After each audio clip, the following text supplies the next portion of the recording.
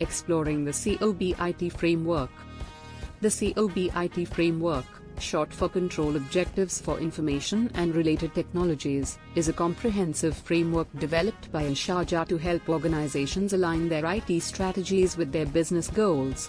COBIT Principles and Concepts. At the core of the COBIT framework are a set of principles that guide organizations in achieving their goals and objectives. These principles include aligning IT with business goals, providing value to the organization, managing risk effectively, and optimizing resource utilization. Components of the COBIT framework. The COBIT framework is divided into 5 key components: principles, processes, organizational structures, culture, and information. These components work together to ensure that IT governance practices are effectively implemented and maintained throughout the organization.